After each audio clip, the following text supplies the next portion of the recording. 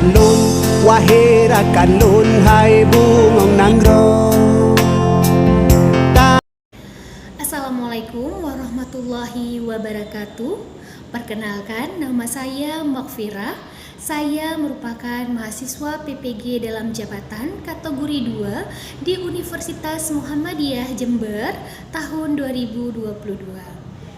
Baik, pada kesempatan kali ini saya akan menampilkan video pembelajaran yang dilakukan secara tatap muka atau luring pada pelajaran kebutuhan dasar manusia yang dilaksanakan di kelas 11 keperawatan dengan judul materi diet pada pasien dengan penyakit kronis di SMK Kesehatan Muhammadiyah Biren, Kabupaten Biren, Provinsi Aceh. Berikut videonya, selamat menyaksikan.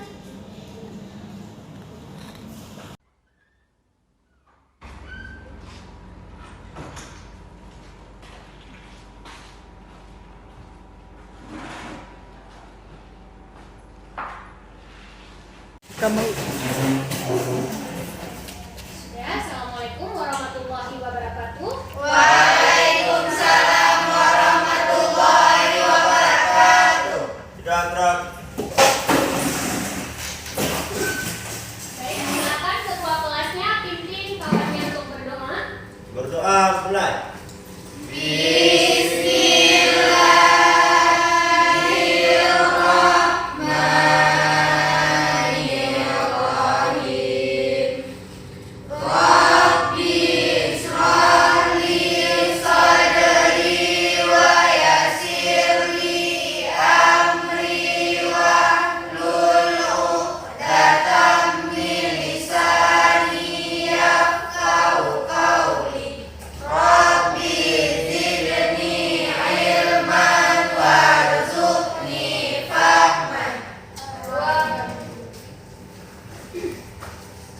Baik, apa kabarnya anak-anak ibu hari ini?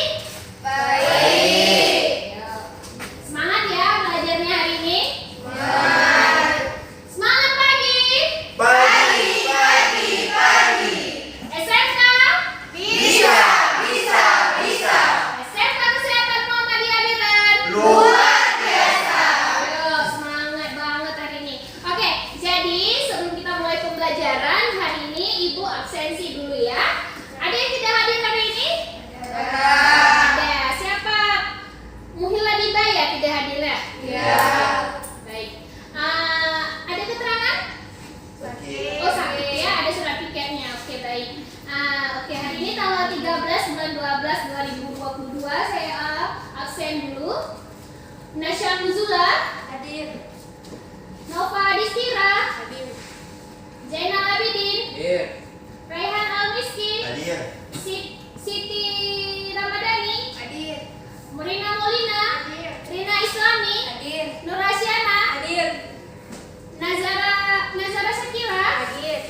Rizka Salda hadir. Oke, baik ya. Semuanya hadir ya hari ini kecuali Muhila Diba ya. Oke, baik. Baik ya, sesuai kontrak kita minggu lalu, hari ini kita akan mempelajari tentang Ya, benar sekali. Diet pasien dengan penyakit kronis. Oke. Yuk, sama-sama sekarang semuanya fokus ke depan. Ya. Ayo semuanya tolong diperhatikan gambar yang ada di depan. Nah, sekarang setelah kalian perhatikan, coba berikan tanggapan kalian tentang gambar yang ada di depan. Bagaimana persepsi kalian tentang gambar-gambar yang ada di depan? Ayo, siapa yang mau memberikan pendapatnya? Silakan tunjuk tangan. Boleh jawab aja siapa aja boleh. Ayo. Adanya anatomi ginjal. Iya, benar sekali. Itu ada anatomi ginjal. Oke, benar sekali ya yang dikatakan oleh Nasya Nuzula. Ini adalah anatomi ginjal. Ayo, siapa lagi? Itu gambar ginjal yang rusak, Bu. Ya, benar ya, Rina Islami. Ini gambar ginjal yang rusak. Oke, kemudian gambar di sebelahnya lagi. Ayo, siapa? Gambar orang sakit. Ya, siapa namanya? Rehan. Gambar apa? Gambar orang sakit. Gambar orang sakit, benar sekali. Ini adalah gambar orang yang sedang dirawat. Ayo, ada lagi. Ini kira-kira mesin apa yang ada di sampingnya? Cuci darah. Iya, Nasena, benar ya. Ini adalah gambar alat cuci darah. Berarti ini adalah pasien yang Sedang cuci darah. benar sekali. Pasien yang sedang melakukan hemodialisis atau cuci darah. Paham ya? Oke. Jadi, kita hari ini akan membahas tentang diri pasien kronis. Ini gagal ginjal atau pasien yang dilakukan hemodialisis adalah salah satu jenis penyakit dari penyakit kronis. Paham ya? Bisa dipahami? Oke. Ya.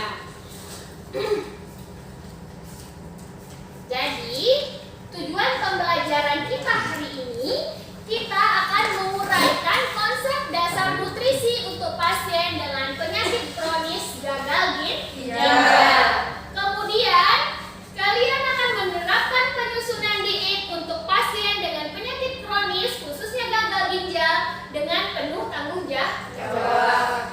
Kemudian, kalian akan menganalisis pedoman diet untuk pasien gagal ginjal atau pasien penyakit kronis. Kemudian, kalian akan menyusun diet pada pasien dengan penyakit kronis. Bisa dipahami ya? Oke. Pertanyaan, kenapa kita harus belajar tentang diet pasien kronis dengan penyakit kronis? Untuk apa? Apa gunanya? Kan gitu. Nah, untuk memotivasi diri kita sendiri, ya. Pembelajaran tentang diet pasien kronis ini merupakan suatu yang luar biasa sekali kita bisa mempelajarinya. Kenapa demikian? Karena selain untuk menambah ilmu pengetahuan untuk diri kita sendiri sebagai perawat, kan tugas perawat sebagai pemberi edukasi kepada pasien. Udah, jadi kita bisa memberikan edukasi untuk orang-orang di sekitar kita, khususnya kepada pasien dengan penyakit kronis seperti gagal ginjal. Dan ini bisa menjadi amal jariah untuk kita. Saat kita memberikan ilmu yang bermanfaat untuk orang lain, maka ilmu tersebut akan menjadi pahala yang tidak akan terputus untuk kita sampai kita meninggal dunia. Bisa dipahami? Apa sih itu penyakit kronis? Penyakit kronis itu adalah penyakit yang terjadi secara menahun atau status riwayat penyakit yang penting yang telah berlangsung lama. Pengobatannya akan dilakukan pun berlangsung lama. Seperti pasien hemodialisis itu akan membutuhkan terapi cuci darah. Itu sampai dengan selama hidupnya. Ya. Atau sampai yang namanya gagal ginjal itu adalah penyakit kronis. Penyakit kronis itu sulit untuk disembuhkan, ya. Makanya kalau orang cuci darah itu biasanya akan melakukan cuci darah sepanjang hidupnya, atau ketika dia bisa memperbaiki fungsi dari ginjal, ya. Cuman untuk pembedahan ginjal di kita di sini masih sangat kurang dilakukan atau masih tidak umum untuk dilakukan karena mungkin proses mendapatkan ginjalnya itu lebih sulit ya ketimbang operasinya, kemudian kecocokannya juga.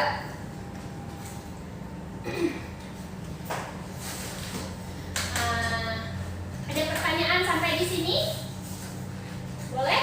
Siapa yang mau bertanya? Ya? Ya, silakan Nasya Nuzula. Bagaimana cara mencegah penyakit di kronis? Gagal ginjal. Bagaimana cara kita mencegah penyakit gagal ginjal? Itu pertanyaan dari Nasya. Bagus sekali ya pertanyaannya. Yuk, ada yang mau menjawab enggak? Bagaimana cara mencegah penyakit gagal ginjal?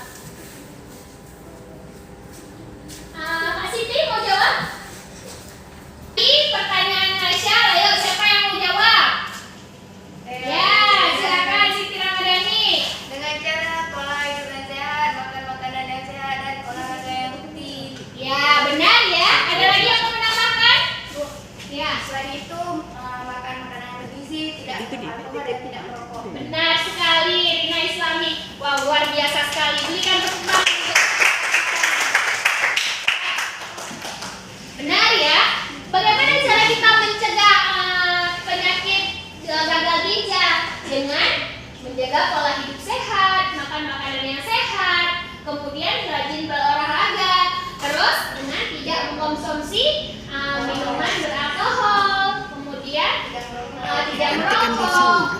Itu ya. Bisa dipahami? Oke. Ada lagi pertanyaannya? Ya, ya, silakan Rina. Berapa kali durasi cuci darah itu? Berapa kali Bu durasi cuci darah itu? Ya, durasi cuci darah atau hemodialisis. Ada yang tahu nggak? Nah, yang biasanya dilihat ketika prakerin itu gimana? Berapa kali? Ya, berapa kali? 2 kali dalam seminggu ya. 2 kali dalam seminggu benar ya. Tapi lebih tepatnya lagi, kasus cuci darah itu dilakukan sesuai dengan kondisi pasien. Ya, kalau gagal ginjalnya itu pada tahap masih awal, biasanya cukup dalam 1 kali seminggu. Kemudian untuk tahap selanjutnya tergantung kondisi pasien. Ada yang harus 2 kali seminggu, ada yang 3 kali seminggu, tergantung kondisi pasien. Bisa dipahami ya? Oke. Kita lihat dulu ya, biar fokus ini ya, biar yang lesu-lesu jadi semangat lagi. Sebelum kita nonton video, ya nanti videonya disimak baik-baik, dicermati baik-baik. Nanti yang tidak bisa dipahami ditanyakan kembali ke saya. Ya, sebelumnya kita lihat dulu ya. Oke, kalau saya bilangnya pagi, tepuknya sekali. Kalau saya bilang siang, tepuknya 2 kali. Kalau saya bilang malam, tidak tepuk atau tepuknya setengah. Tinggal bunyi ya. Oke, pagi, siang, malam. Sekali lagi ya. Siang, pagi, malam. Oke, mantap. Konsentrasi semua ya. Oke, sekarang silakan disimak videonya baik-baik. Silakan disimak videonya baik-baik. Nanti dicermati baik-baik videonya, dianalisis apa yang terjadi. Pelayanan instalasi gizi RSUD Banyumas adalah memberikan kesehatan kepada pasien hemodialisa. Kebutuhan ini bertujuan untuk meningkatkan pengetahuan gizi pasien mengenai pengaturan makanan yang tepat Kedengaran suaranya terkait sampai penyakitnya. belakang? Apa itu hemodialisa? Hemodialisa merupakan proses pembersihan darah dari zat-zat sampah melalui proses penyaringan di luar tubuh dengan menggunakan mesin hemodialisa. Akibatnya, zat-zat gizi yang masih diperlukan oleh tubuh seperti protein, gula, mineral, dan vitamin larut air dimungkinkan ikut hilang terbuang. Oleh karenanya, perlu pengaturan makanan atau diet agar berat badan kering tidak turun untuk mengganti zat gizi yang hilang serta mengendalikan risiko anemia dan gangguan jantung. Lalu, bagaimana pengaturan makannya? Tingkatkan konsumsi protein atau lauk pauk. Batasi konsumsi natrium atau sodium atau garam.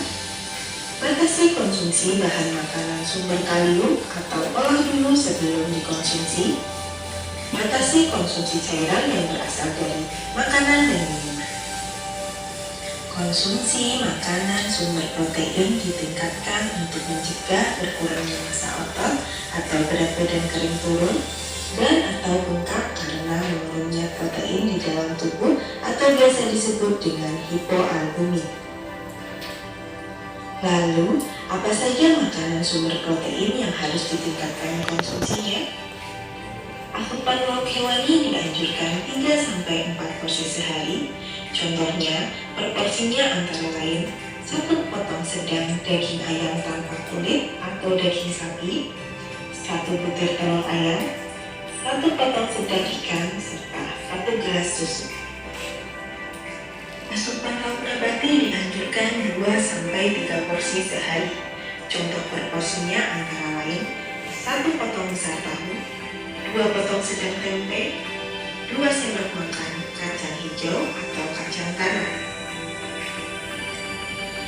Pada pasien yang rutin hemodialisa, konsumsi makanan tinggi natrium berisiko meningkatkan asupan cairan karena membuat rasa haus yang akan menyebabkan terjadinya hipertensi, timbunan cairan berlebih di tubuh atau bengkak, dan gangguan fungsi jantung.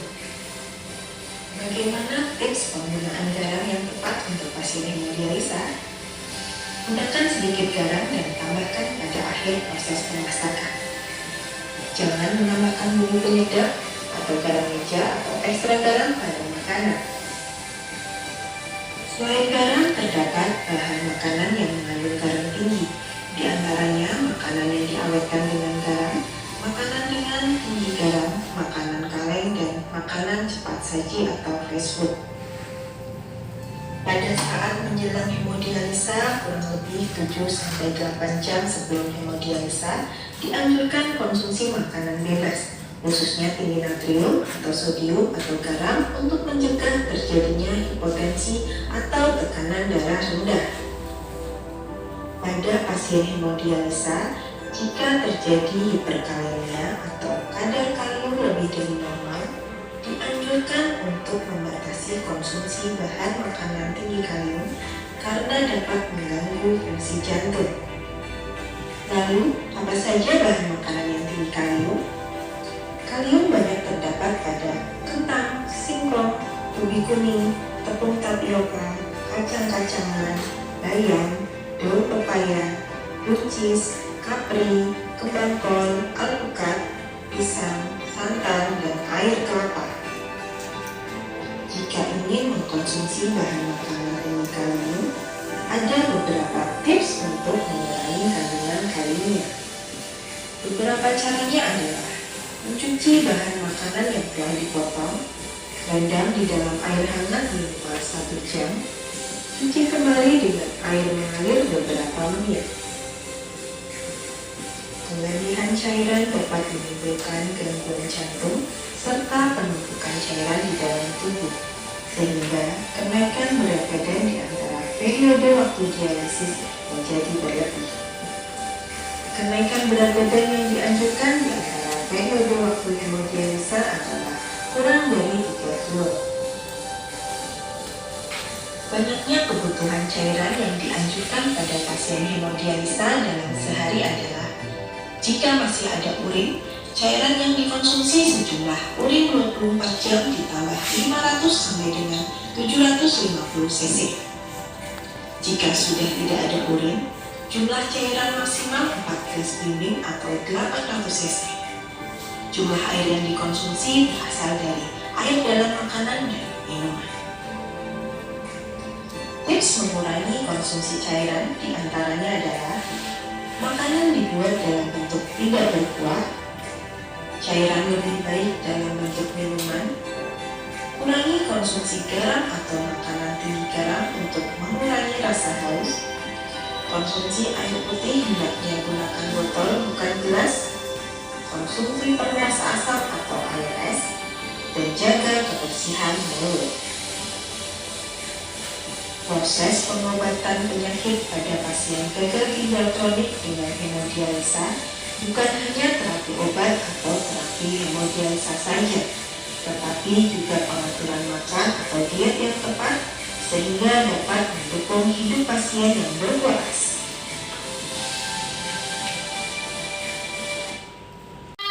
Ya baik semuanya, setelah menonton video, ayo apa yang bisa kalian pahami dari isi video barusan?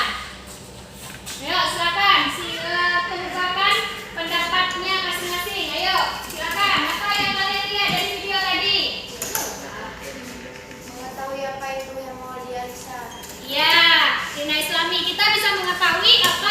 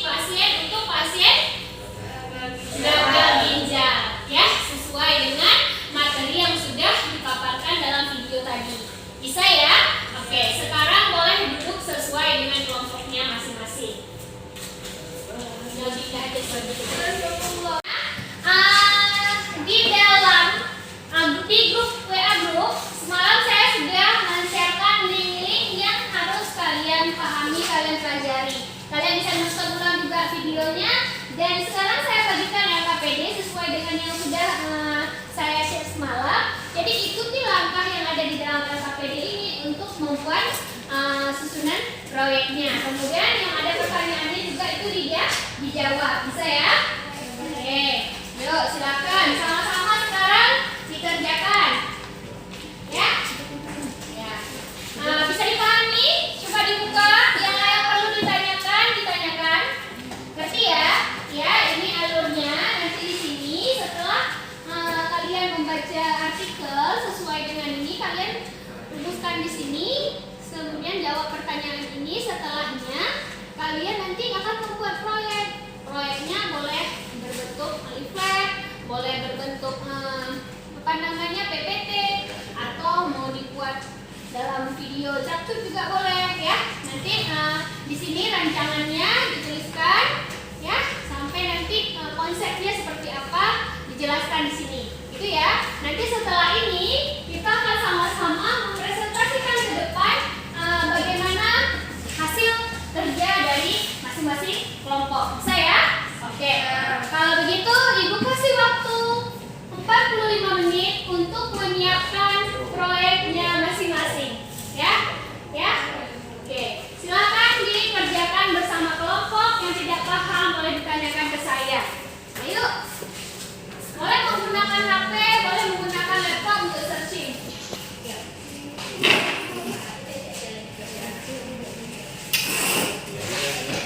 Ya.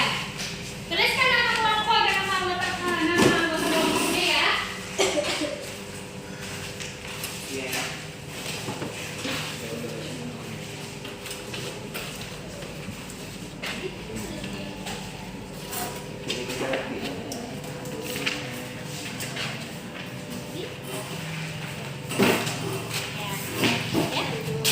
Ya, itu soalnya juga dijawab ya.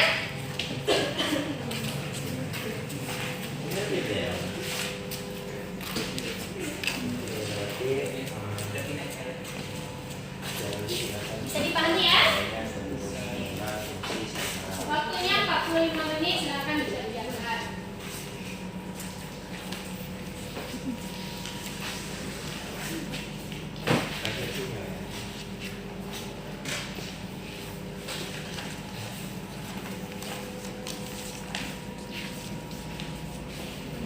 Oke, sudah 45 menit ya. Bagaimana, sudah selesai? Sudah ada rancangannya? Sudah.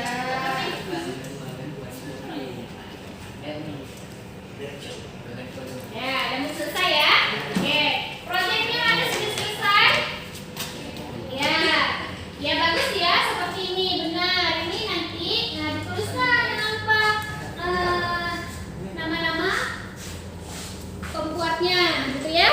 Oke. Ya. Ini sudah? Ya, ini dijawab. Sudah selesai. Proyeknya udah sampai mana?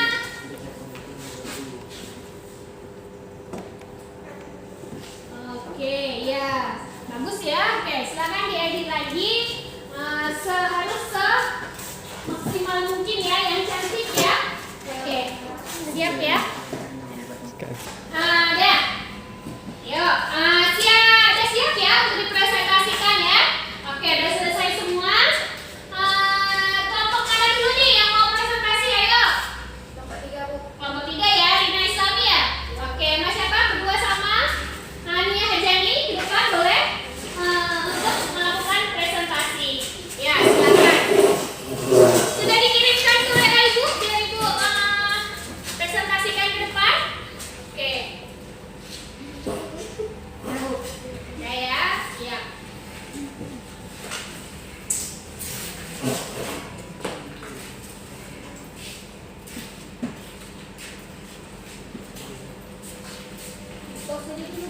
Ya? Oke. Ya? Udah siap ya? Siap ya semua ya? Sama-sama ya, kita dengarkan hasil hasil kerja dari kelompok 3. Ayo silakan diperkenalkan dulu dirinya. Assalamualaikum warahmatullahi wabarakatuh. Kami dari kelompok 3 ingin menjelaskan sedikit tentang apa yang sudah kami persiapkan di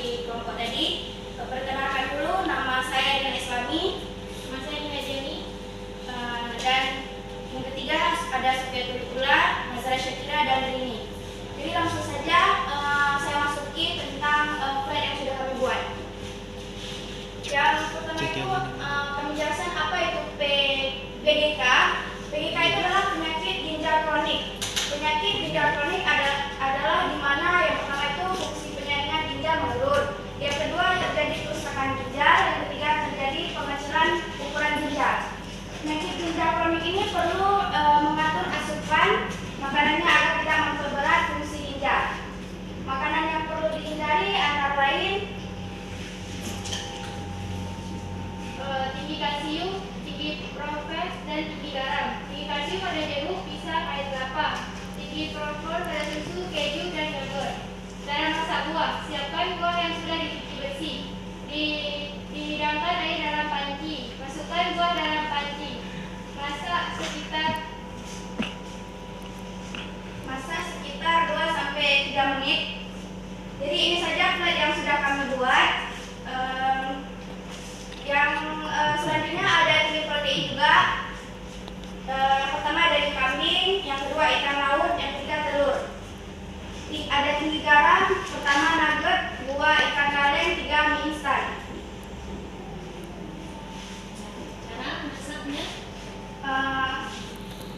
Cara masak buah, siapkan buah yang sudah dicuci bersih.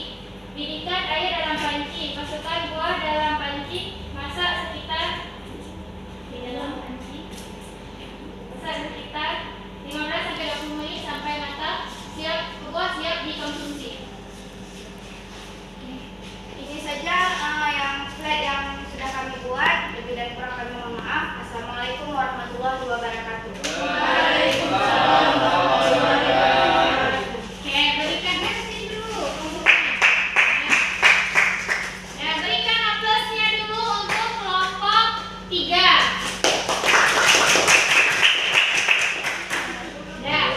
Ya, jadi sudah dipresentasikan oleh kelompok tadi apa aja makanan yang bisa dikonsumsi untuk pasien dengan gagal ginjal kronik. Kemudian apa aja yang tidak boleh dikonsumsi atau harus dibatasi. Kemudian bagaimana cara mengonsumsi apabila kita ingin buah yang memang tinggi kalium. Ya, seperti yang dijelaskan sama kawan tadi, itu ada buah yang dikonsumsi kemudian harus dimasak dulu sebentar atau direndam dengan air hangat selama beberapa menit, terus baru dicuci bersih lagi dan baru buahnya siap untuk dikonsumsi. Jadi tidak bisa langsung ambil buah langsung dimakan, ya, harus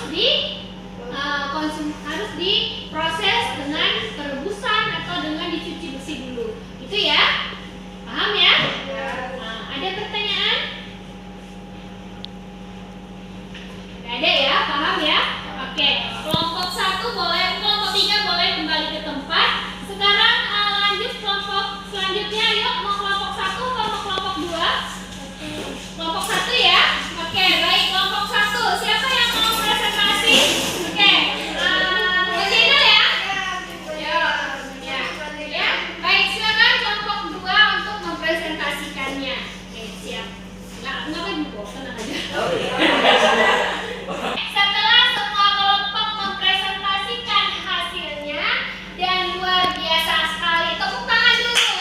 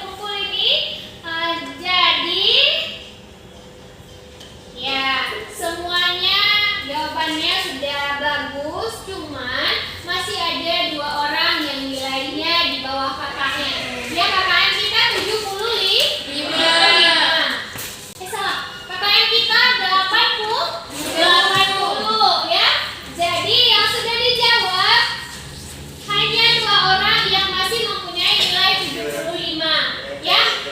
Ya. Oke.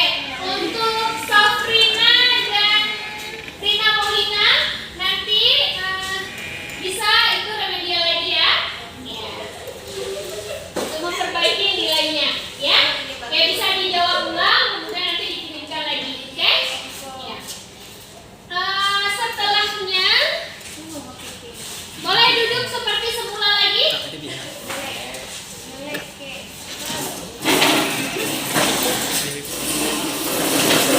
Dah, oke, baik. Jadi kita sudah tahu nih hasilnya, bagaimana pemahamannya. Sekarang kita akan sedikit menyimpulkan kembali yang sudah kita pelajari tadi. Jadi kesimpulannya, di pasien dengan penyakit gagal ginjal atau pasien dengan penyakit kronis itu tidak hanya bisa pengobatannya itu tidak hanya dengan obat dan terapi-terapi kesehatan lainnya, tetapi juga sangat dipentingkan itu adalah bagaimana pasien tersebut bisa menjaga pola dietnya, ya.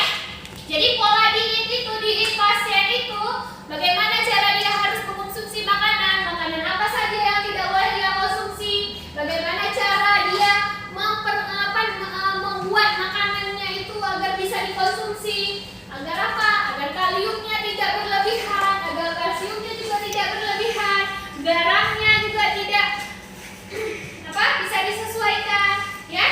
Jadi bisa dipahami ya? Bisa ya? Oke. Hari ini kita sudah belajar dengan model pembelajaran PBL, Problem Based Learning. Bagaimana pembelajarannya menurut kalian dengan model tersebut? Menyenangkan ya, luar biasa ya, aman ya, bisa dipahami semua materinya dengan baik ya. Memang kalian bisa memahaminya dari hasil post test kalian itu yang nilainya sudah di atas KKM, sudah memuaskan, bahkan ada yang 95 tadi nilainya ya, luar biasa sekali. Oke, bisa. Untuk pertemuan minggu depan kita akan belajar tentang sistem pernapasan pada manusia, ya, atau dibaca-baca kembali bukunya di rumah. Nanti akan saya share juga link yang bisa menjadi referensi. Oke, untuk hari ini di halaman 43 itu di buku panduannya itu ada bab evaluasi, ya. Dikerjakan bab evaluasinya sebagai PR di rumah, ya. Paham ya? Bisa ya? Oke.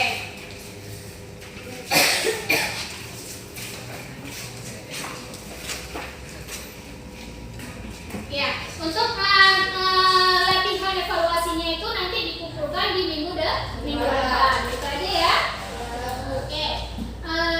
Ada lagi yang mau ditanyakan sebelum saya tutup? Ada ya? Paham ya? Bisa dipahami ya? Jangan lupa dikerjakan evaluasinya di rumah, dibaca-baca kembali. Apabila nanti ada yang tidak paham, boleh tanyakan lagi ke saya. Oke, baik. Kalau begitu,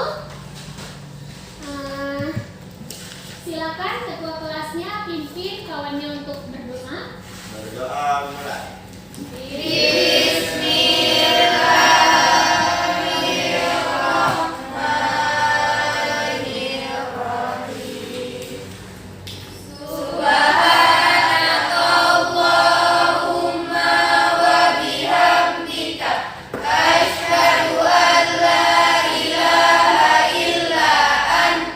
Astaghfiruka wa atubu ilaik.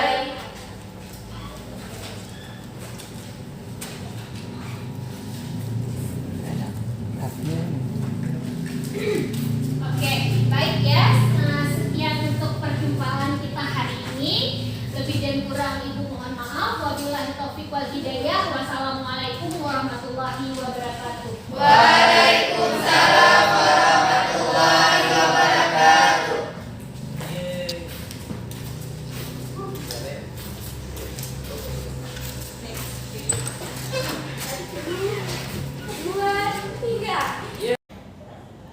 Demikian video pembelajaran saya. Terima kasih banyak kepada semua pihak yang telah terlibat dan telah mendukung dalam pembuatan video UKIN saya. Terkhusus kepada Kementerian Pendidikan yang telah memberikan beasiswa PPG dalam jabatan kategori 2 kepada saya. Terima kasih yang tak terhingga kepada dosen pembimbing dan guru pamong, Bunda Susi dan Bunda Wiwi yang telah membimbing saya dengan sangat luar biasa. Kemudian terima kasih untuk keluarga saya tercinta yang telah mensupport dan mendukung saya dalam menyelesaikan pendidikan PPG dalam jabatan kategori 2 ini. Terima kasih kepada Bapak Kepala Sekolah, Bapak Usman, dan rekan-rekan guru semuanya di SMK Kesehatan Muhammadiyah Biren yang telah mendukung dan mensupport saya dalam menyelesaikan pendidikan PPG dalam jabatan kategori 2 ini. Terima kasih untuk semuanya. Sekian dari saya.